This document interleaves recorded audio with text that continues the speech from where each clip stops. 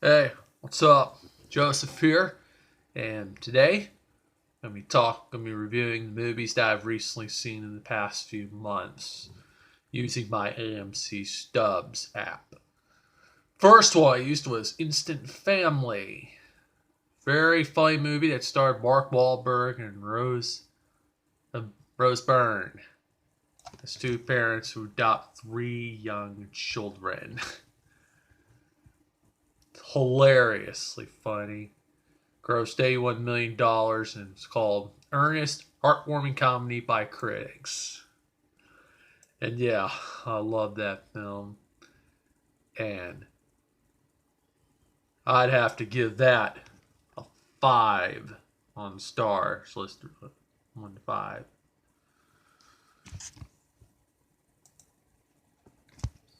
And the second one I saw was Elf. Over the Christmas holidays, it was the 15th anniversary. Well, got generally favorably reviews. It grossed $220 million worldwide on a budget of $33 million. And I'd have to say, I give it like 4 stars. I heard that it's unlikely that they're going to have a sequel to Elf, that Will Ferrell was not interested in reprising his role in that film. And Rotten Tomatoes said Elf was a movie full of Yuletide cheer. And it's a spirited, good-natured family comedy, benefits greatly from Will Ferrell's funny and charming performance as one of Santa's biggest helpers.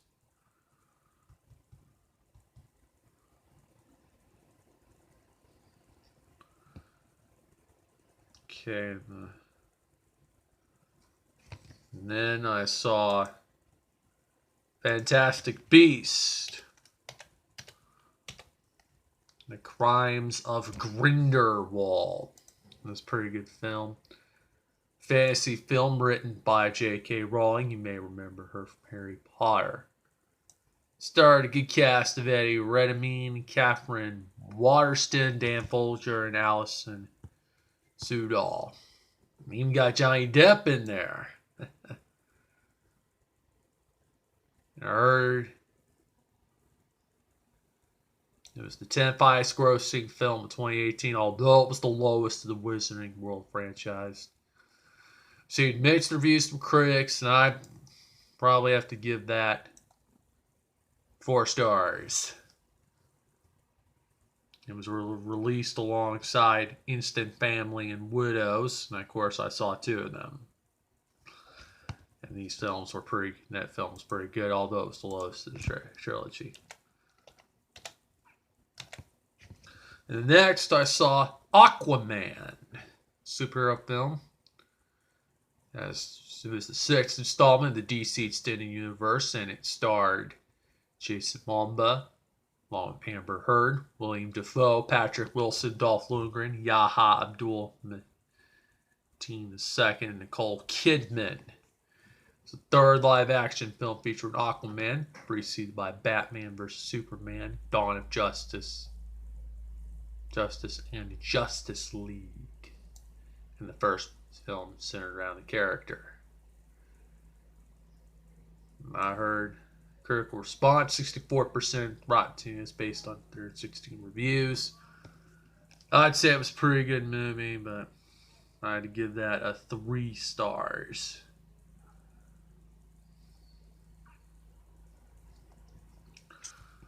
Yeah, because I'm just not surprised it didn't feature Stan Lee, but there'll be a few more cameos from Marvel Studios where we'll see Stan Lee.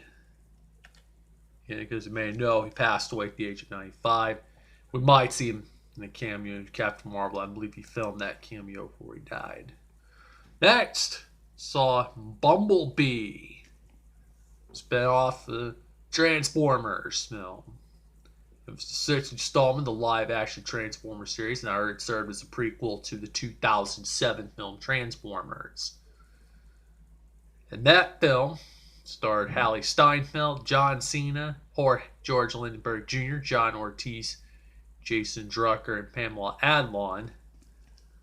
with voice roles from Dylan O'Brien, Angela Bassett, Justin Moreau, and Peter Cullen.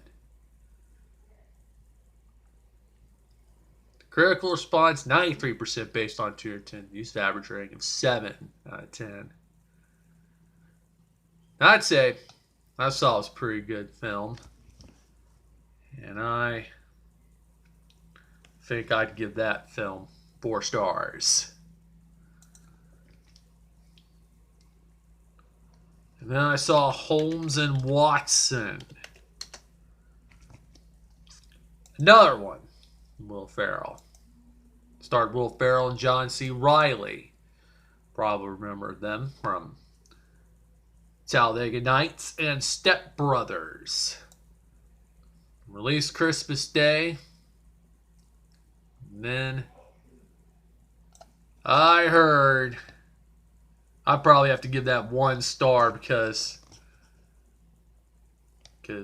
Hollywood Reporter's Fran Scheck said it was a Christmas turkey. He also wrote the overall shoddiness is typical of the disfeeble Seth that doesn't even manage to be as funny as the recent Benedict Cumberbatch and Robert Downey Jr. versions.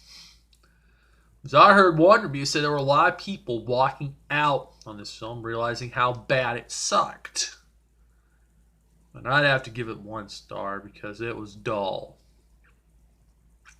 And most recently, I saw The Upside,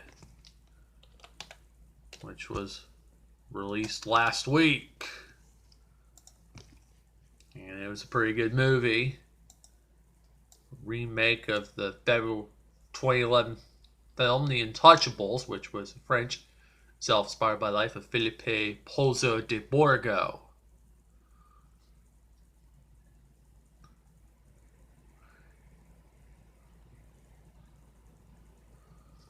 And it starred Bryan Cranston and Kevin Hart. It also starred Nicole Kidman, Goldshifty Farahani, Julianne Margulies, and Asia Neon King. It's the 3rd remake, The Untouchables, after the Indian film Upri and the Argentinian film Insparables, both released in 2016. It's a comedic look at the relationship between a wealthy quadriplegic white man, Cranston, and a recently paroled black man, Hart, who's hired to help him.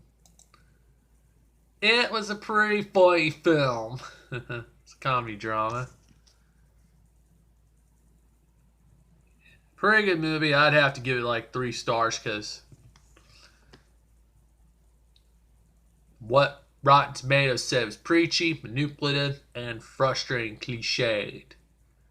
And The Upside showcases Bryan Cranston and Kevin Hart's chemistry without ever taking full advantage of it. But hey, still a pretty good movie. Of course, that's the movies I've been to so far using the AMC app. I have to say it was a much better improvement over the Movie Pass, which had been several films using them, but unfortunately, later on it was like hardly use it because they were hardly offering anything. So that's why I switched to AMC Stubs app, and I'd have to say, on a scale of 1 to 5, I give that a 5. The Movie Pass was initially, my rating was a 5, but sunk to 0. I realized I could hardly use it because they were hardly offering anything. So, AMC Stubs, better improvement over the Movie Pass thing. Yeah. And the coming weeks, I will post another video reviewing more movies. So, thanks for watching. We'll see you down the road.